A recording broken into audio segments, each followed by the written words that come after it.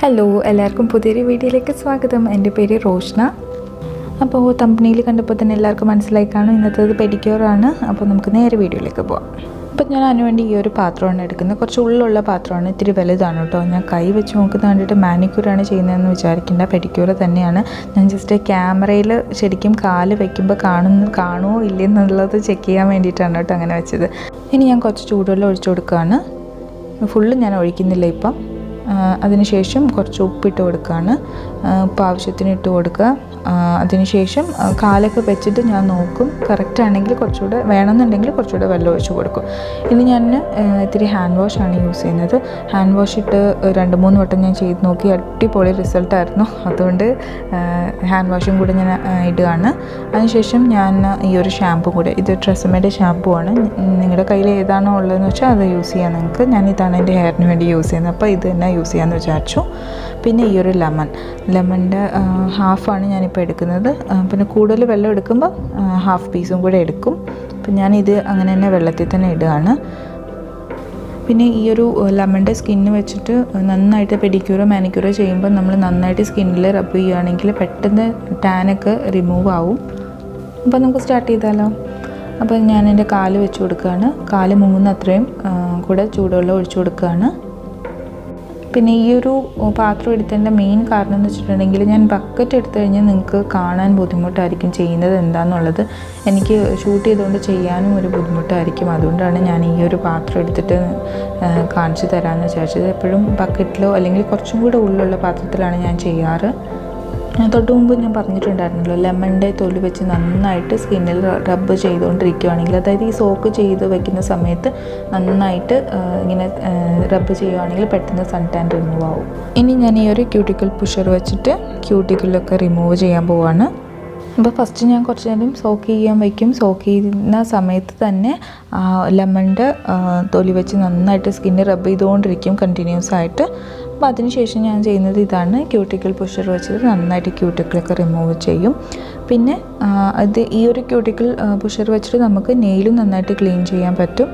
അപ്പോൾ അതൊന്നും കൂടെ ചെയ്യും ഇതിൻ്റെ കൂടെ തന്നെ. പിന്നെ അഥവാ നിങ്ങളുടെ കയ്യിൽ ക്യൂട്ടിക്കിൾ പുഷറൊന്നും ഇല്ലയെന്നുണ്ടെങ്കിലും ഒരു കുഴപ്പമില്ല കേട്ടോ. നോർമൽ ടൂത്ത് ബ്രഷ് യൂസ് ചെയ്തിട്ട് നെയിൽ നമുക്ക് ക്ലീൻ ചെയ്യാം. ക്യൂട്ടിക്കിളാണെങ്കിലും റിമൂവ് ചെയ്യാവുന്നതേ ഉള്ളൂ. പക്ഷേ ക്യൂട്ടിക്കിൾ പുഷർ ആണെങ്കിൽ കുറച്ചുകൂടെ എളുപ്പത്തിൽ ചെയ്യാൻ മാത്രമേ ഉള്ളൂ. പിന്നെ ഞാനിനി ഈ ഒരു ഫുഡ് ഫയൽ വെച്ചിട്ട്, ഫുഡ് ഫയലിൽ നിന്നാണോ കാലസ് റിമൂവർ എന്നാണോ നിങ്ങൾ പറയുന്നതെന്ന് അറിയില്ല. ഓക്കെ, കാലസ് റിമൂവർ വെച്ചിട്ട് ഞാൻ ഈ ഒരു സ്റ്റീലിൻ്റെ കുറച്ച് ഷാർപ്പായിട്ടുള്ള ഭാഗമാണ് യൂസ് ചെയ്യുന്നത്. നമ്മുടെ കാലിൻ്റെ അടിഭാഗം ക്ലീൻ ചെയ്യാൻ വേണ്ടി. എൻ്റെ കുറച്ച് ഭയങ്കര കട്ടിയുള്ളൊരു കാലാണ്, അതുകൊണ്ട് ഞാൻ എപ്പോഴും ഈ ഒരു ഷാർപ്പായിട്ടുള്ള ഈ ഒരു സ്റ്റീലിൻ്റെ സൈഡ് വെച്ചിട്ടാണ് കാലസ് റിമൂവ് ചെയ്യാറ്. പിന്നെ കാലിൻ്റെ മേൽഭാഗം ഞാൻ ഈ സ്റ്റീലിൻ്റെ സൈഡ് വെച്ചിട്ടല്ല കേട്ടോ, ആ ഒരു സൈഡ് കുറച്ചുകൂടെ ഷാർപ്പാണ്. അപ്പം മേളിൽ വെച്ച് ചെയ്യുമ്പോഴത്തേക്കും ഭയങ്കര ഇതാണ്, വേദനയ്ക്കും. അതുകൊണ്ട് ഞാൻ തിരിച്ച് വെച്ചിട്ട് സോഫ്റ്റ് ആയിട്ടുള്ള ഭാഗം വെച്ചിട്ടാണ് ക്ലീൻ ചെയ്യാറ്. പക്ഷേ ഞാൻ കുറച്ചുകൂടെ കംഫർട്ടബിൾ നോർമൽ ബ്രഷ് യൂസ് ചെയ്യുക. ഇല്ലാന്നുണ്ടെങ്കിൽ പെഡിക്യൂർ ബ്രഷ് ഉണ്ടല്ലോ, റൗണ്ട് ആയിട്ടുള്ള ആ ഒരു ബ്രഷ് യൂസ് ചെയ്തിട്ടാണ് ക്ലീൻ ചെയ്യാറ്. അപ്പോൾ കുറച്ചുകൂടെ ഡെഡ് സ്കിന്നൊക്കെ റിമൂവ് ആവുന്ന പോലെ എനിക്ക് തോന്നാറുണ്ട്. ഇതിനേക്കാളും എഫക്റ്റീവ് ബ്രഷ് യൂസ് ചെയ്യുന്നത് തന്നെയാണ്.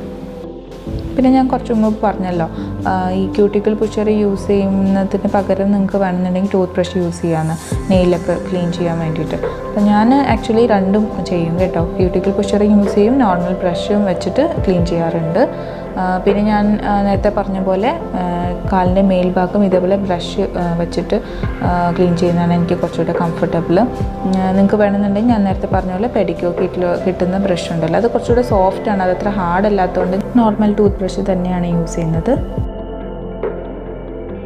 ഇനി ഞാൻ ചെയ്യാൻ പോകുന്ന ഇമ്പോർട്ടൻ്റ് ആയിട്ടുള്ള കാര്യമാണ്, എനിക്കിത് ഭയങ്കര ഇഷ്ടമാണ്. ഇത് ഞാൻ പെഡിക്യൂർ ചെയ്യുമ്പോൾ എനിക്ക് പെട്ടെന്ന് പെഡിക്യൂർ ചെയ്യണം, സോക്ക് ചെയ്യാനൊന്നും സമയമില്ല എന്നൊക്കെ ഉള്ള സമയത്ത് ഞാൻ ഇത് മാത്രം ചെയ്യും. ഇത് മാത്രം ചെയ്താൽ തന്നെ ഭയങ്കര എഫക്റ്റാണ്. ഞാനിപ്പോൾ കാണിച്ചു തരാം. കയ്യിലൊന്ന് അപ്ലൈ ചെയ്ത ഉടനെ തന്നെ നമുക്ക് കൈ ഭയങ്കര സോഫ്റ്റ് ആവും. നല്ലൊരു ഗ്ലോ കിട്ടി, കുറച്ചൊരു പെട്ടെന്നൊന്ന് സ്കിന്ന് ലൈറ്റൻ ആയ പോലെ നിങ്ങൾക്ക് തോന്നും. അപ്പോൾ അതുകൊണ്ട് ഞാൻ എന്താ ചെയ്യുന്നതെന്ന് വെച്ചിട്ടുണ്ടെങ്കിൽ, പെഡിക്യൂർ ചെയ്യുന്ന സമയത്ത് നമുക്ക് സോക്ക് ചെയ്യണം, ബ്രഷ് ചെയ്ത് വെച്ച് ക്ലീൻ ചെയ്യണം, അങ്ങനെ ഒരുപാട് പ്രോസസ്സ് ഉണ്ട്. അപ്പം എനിക്ക് പെട്ടെന്ന് ചെയ്യണമെന്നുള്ള സമയത്ത് ഞാൻ ഇങ്ങനെയാണ് ചെയ്യാറ്. ഇങ്ങനെ കുറച്ച് വെളിച്ചെണ്ണ എടുക്കും, ഉപ്പും കൂടെ മിക്സ് ചെയ്തിട്ട് 2 കല്ല് നന്നായിട്ട് കുറച്ച് നേരം ഒന്ന് റബ്ബ് ചെയ്ത് കൊടുക്കും. അപ്പോൾ നമ്മൾ സാധാരണ പെഡിക്യൂർ ചെയ്യുന്നതിൻ്റെ പകുതി സമയം പോലും വേണ്ട. എന്നിട്ട് കുറച്ച് നേരം നിങ്ങൾക്ക് സമയം ഉണ്ടെന്നുണ്ടെങ്കിൽ കുറച്ച് നേരം 1-2 കാലും അപ്ലൈ ചെയ്തിട്ട് ഒരു 10 മിനിറ്റോ അല്ലെങ്കിൽ ഒരു 15 മിനിറ്റോ അങ്ങനെ തന്നെ വെച്ചേക്കുക. എന്നിട്ട് സാധാരണ സോപ്പിൽ കഴുകി കളഞ്ഞാൽ മതി.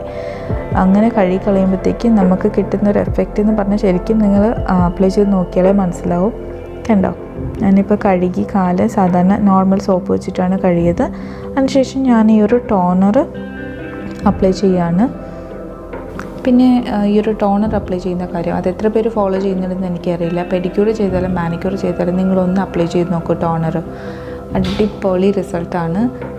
കൂടുതലൊന്നും ഞാൻ ഇതിനെപ്പറ്റി പറയുന്നില്ല, നിങ്ങൾക്ക് തന്നെ മനസ്സിലാവും. ഒന്ന് അപ്ലൈ ചെയ്ത് നോക്കൂ. പിന്നെ ഇവിടെ ഞാൻ ഈ ഒരു നിവിയുടെ ക്രീമാണ് മോയ്സ്ചറൈസറായിട്ട് അപ്ലൈ ചെയ്യുന്നത്.